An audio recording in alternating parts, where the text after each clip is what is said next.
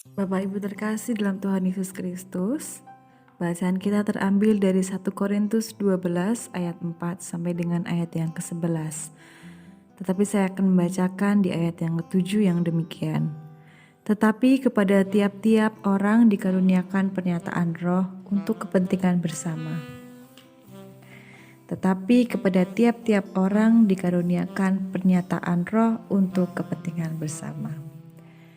Demikian firman Tuhan yang kita dengar bersama, berbahagia kita yang mendengarkan firman Tuhan dan melaksanakan dalam kehidupan sehari-hari.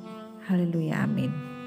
Terkasih dalam Tuhan Yesus Kristus, perubahan yang membawa dampak negatif seringkali memunculkan refleksi yang lalu kita rasakan bahwa apa yang kita miliki, aktivitas yang bisa kita lakukan, pekerjaan yang kita laksanakan menjadi bagian yang sangat berharga. Di tengah pandemi COVID-19 ini, banyak hal yang mulai berubah, terkhusus dalam bidang pekerjaan dan kegiatan kita. Banyak pekerja-pekerja yang lalu di PHK. Banyak juga perusahaan yang menunda rekrutmen para pekerja. Sehingga para lulusan sekolah menjadi terpaksa menganggur sementara karena perusahaan-perusahaan yang biasanya membuka lowongan pekerjaan lalu menutup untuk sementara waktu. Demikian pula banyak para pengusaha yang mengeluhkan omsetnya menurun drastis. Bapak Ibu terkasih dalam Tuhan Yesus Kristus, pandemi ini memang membawa perubahan, tapi perubahan yang negatif atau tidak baik. Sehingga dengan demikian kita lalu merasakan bahwa ternyata pekerjaan yang selama ini saya lakukan, saya miliki, aktivitas yang saya lakukan menjadi sangat berharga.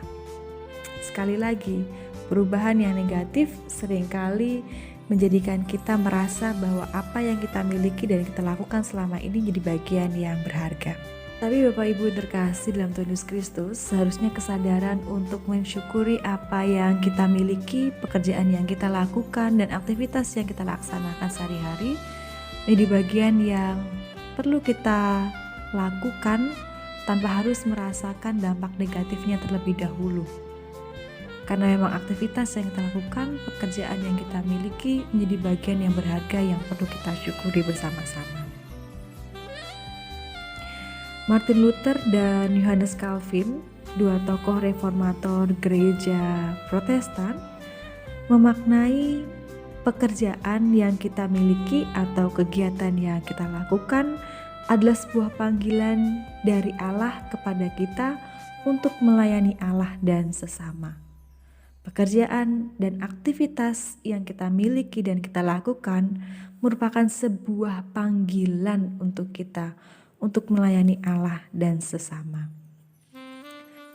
Oleh sebab itu, ketika pekerjaan yang kita miliki atau aktivitas yang kita lakukan, kita maknai sebagai panggilan Allah untuk kita agar kita melayani Allah dan juga sesama, maka seharusnya ada dua hal yang setidaknya kita bersama-sama perlu pahami.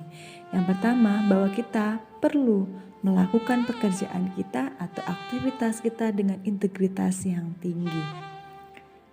Bapak Ibu terkasih, integritas yang dimaksudkan di sini adalah bagaimana kita mampu melakukan setiap pekerjaan kita dengan penuh tanggung jawab, komitmen, dan rasa kemanusiaan yang tinggi. Tentu pekerjaan dan aktivitas yang kita lakukan ini berbagai bentuk, cara, dan macamnya. Demikian pula pekerjaan yang kita miliki juga disesuaikan dengan kemampuan yang kita miliki pula. Dan kemampuan yang kita miliki pun juga bermacam-macam. Di dalam ayat yang pertama sampai dengan kelima dikatakan bahwa Allah memberikan karunia-karunia melalui Roh Kudus. Karunia-karunia yang diberikan itu dengan berbagai macam cara dan bentuk. Oleh sebab itu, tentu tidak ada pekerjaan yang lebih buruk atau pekerjaan yang lebih baik. Semuanya baik dan saling melengkapi. Demikian pula aktivitas yang kita lakukan sehari-hari. Nah, oleh sebab itu, ketika kita diberikan karunia yang baik oleh Roh, pekerjaan yang baik, aktivitas juga yang lancar, maka seharusnya kita mampu melakukan segala aktivitas dan pekerjaan itu dengan penuh rasa tanggung jawab dan komitmen. Bukan hanya asal-asalan, asal jadi, asal terpenuhi tugasnya, asal mendapatkan uang, asal mendapatkan kedudukan dan pujian. Tentu kedudukan, pujian, uang itu menjadi bagian yang penting dalam hidup kita. Tetapi yang pertama adalah ketika kita memahami panggilan pekerjaan kita adalah panggilan kita, maka kita perlu melakukannya dengan integritas yang tinggi, dengan komitmen dan tanggung jawab juga kemanusiaan yang tinggi. Yang kedua, ketika kita memaknai pekerjaan atau aktivitas yang kita lakukan sebagai bentuk panggilan kita untuk melayani Allah dan sesama, maka seharusnya setiap aktivitas atau pekerjaan yang kita lakukan digunakan untuk kepentingan bersama. Dalam ayat ke-7 dikatakan, meskipun berbagai-bagai macam karunia yang diberikan oleh Roh, namun yang paling utama adalah apa yang dilakukan, apa yang dihasilkan untuk kepentingan bersama. Bagaimana kita melayani Allah, yaitu dengan bagaimana kita melayani sesama kita. Karena Allah ada dalam setiap ciptaannya, Allah ada dalam diriku, Allah ada dalam dirimu, Allah ada dalam diri kita. Sehingga ketika kita melayani dan berbuat baik kepada sesama kita, demikian pula kita melayani Allah.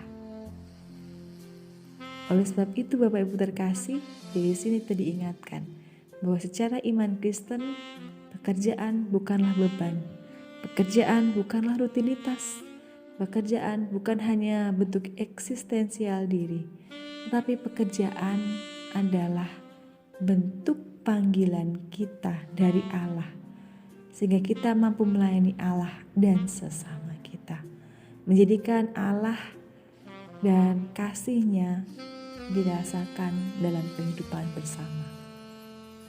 Tuhan Yesus memberkati kita semua. Amin.